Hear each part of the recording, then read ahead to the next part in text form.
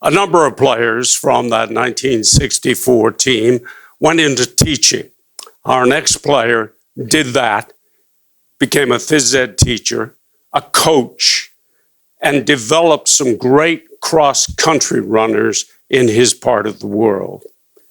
J.B. Murphy, John Murphy.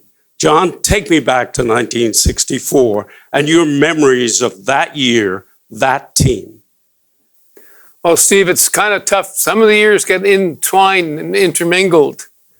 64, I remember we practices, sometimes Hayes would run back punts. We would practice third down punt coverage, and sometimes Hayes would run back punts against us. And he'd kind of laugh if he made it by, that type of thing. I remember our road trips with those guys, and a lot of times coming home, there'd be a lot of singing when the Saints go marching in. That was a good time in those days. And mostly meeting a lot of new guys from all over Canada, not all over Canada, but from Ontario and the American kids too. And we all had sort of a great sense of humor and a good camaraderie, but there was a little pressure to do your best all the time, and it was appreciated. What do you remember most about the Atlantic Bowl game itself, the big day at Wanderers Ground in front of 4,000 fans? Well, the crowd wasn't a factor. It was just us being out there doing our job. And we just, myself anyway, just took it one play at a time. And the most memorable thing is when the final gun went off, it was that we won it. And it was a great challenge. We were there to beat on a good Ontario team, and we met our goals. What made that team so special?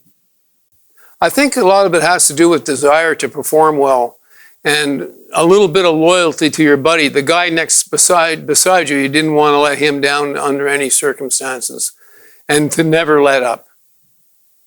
When you played, you were a good receiver, but I never particularly saw you as a great runner. Yet one of the things you did after you graduated and moved into teaching high school was cross-country running. How did you get into cross-country running?